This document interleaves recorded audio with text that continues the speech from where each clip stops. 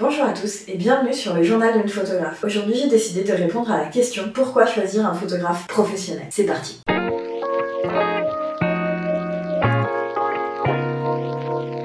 Un peu de contexte. On est en 2017 et Apple sort sa grosse campagne publicitaire Shot on iPhone. Cette campagne publicitaire visait à mettre en avant les caractéristiques incroyables des appareils photo, des smartphones de nouvelle génération. Génial, cette campagne marche à fond, on se retrouve avec des photos incroyables dans les gares, dans les aéroports, dans les villes, prises avec un iPhone. Et ça, c'était génial pour Apple. Je pense ne pas être la seule qui dira que pour les photographes, beaucoup moins. Parce que notre métier, il a été mis à mal. Je m'explique. Suite à ça, j'ai décidé de me lancer. Sans forcément faire gaffe que le contexte n'était pas le meilleur. Donc j'ai posté des annonces en disant que je songeais à devenir professionnelle et en essayant de jauger un peu le marché. Le marché, à ce moment-là, on me disait gentiment que avec iPhone, ils faisaient des photos déjà incroyables et qu'ils avaient aucunement besoin de photographes professionnels. Mais c'était pas un avis isolé. C'était des dizaines et des dizaines d'avis que les clients potentiels ne l'étaient plus parce qu'ils partaient du principe que leur iPhone faisait le job. Et là, ça pose problème. Faut pas oublier qu'à l'époque, c'était pas que des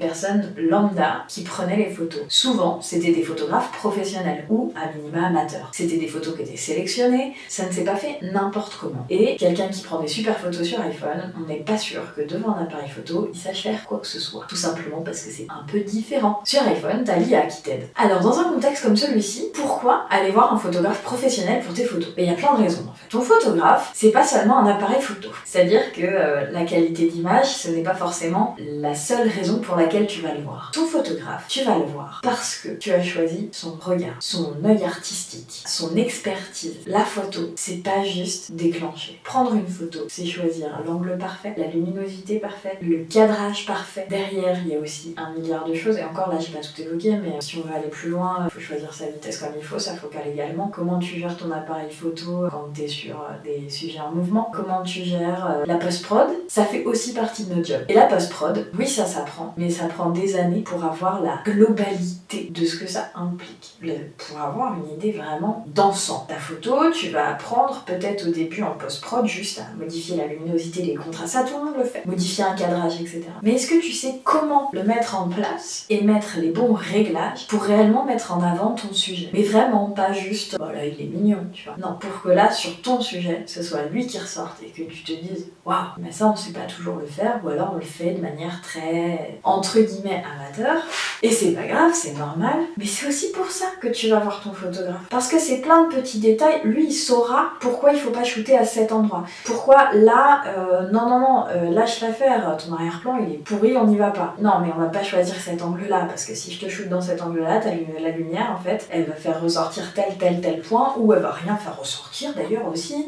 Pourquoi on va choisir une lumière dure ou douce? Être photographe, c'est pas juste un clic. Vraiment, c'est pas juste un clic. Et à cette époque-là, ils l'ont bien oublié. Quelques petits exemples pour finir de clients qui m'ont fait des retours dans différents domaines de la photo. En animalier, par exemple, le plus gros point qui revient souvent, c'est mais en fait, moi, j'arrive pas à le prendre en photo parce que, je sais pas, il est tout le temps soit trop près, soit trop en mouvement, soit trop agité, je sais plus comment faire. Et bien c'est là que se pose la question d'aller voir un photographe pro si tu veux des photos vraiment trop chouettes de ton animal. Votre animal, quand vous mettez accroupi, sachant que les photos les plus sympas sont prises à hauteur de l'animal pour la plupart. Ton animal, mais il te court dessus pour avoir un câlin.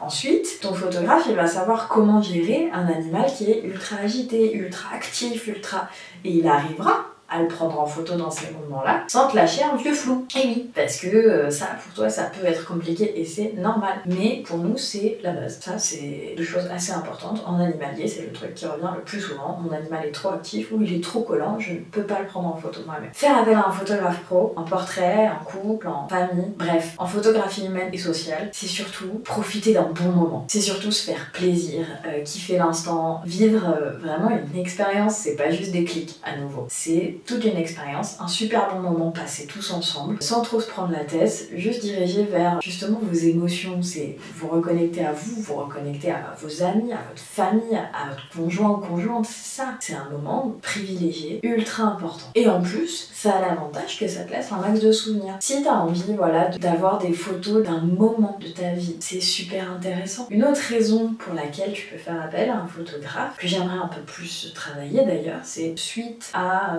une une épreuve ou quelque chose comme ça, pourquoi ne pas créer une série de clichés qui te permettent à toi de te réparer? Mais on en parlera beaucoup mieux dans une autre vidéo, mais c'est super intéressant. T'as une vraie thématique à ta séance, tu sais pourquoi tu le fais. On a tous 1 milliard de raisons de pouvoir faire appel à un photographe et pourquoi pas juste d'apprécier son moment. Faut pas oublier non plus que sur tes photos de famille, si tu fais jamais de photos avec un photographe pro, 95% du temps, t'as une personne qui manque. Puis t'as pas la même qualité parce que le photographe il va réussir à mettre en lumière vos liens à vous, vos trucs qui font que y a quelque chose qui se passe entre vous. Le photographe il va savoir comment mettre en avant telle ou telle chose, dans quelle pose vous serez les mieux. C'est tout ça à prendre en compte. Faire appel à un photographe, c'est faire appel à quelqu'un qui a des années et des années d'expérience pour sublimer les gens, pour sublimer qui ils sont, pour sublimer leurs liens, pour sublimer les animaux aussi. C'est des années d'expérience. C'est pas juste un appareil photo. Bon, voilà. C'était juste une petite vidéo aparté pour parler de tout ça et surtout de cette campagne. Dites-moi en commentaire si vous, cette campagne, elle vous a affecté et comment vous l'avez reçue, que vous soyez photographe ou moldu, disons. Comment vous l'avez reçue? Est-ce que ça a impacté votre activité? Et quelles réponses vous avez pu donner à vos clients à cette époque-là? Allez, le journal d'une photographe, c'est fini pour aujourd'hui. On se retrouve la semaine prochaine et en attendant, prenez soin de vous. Ciao!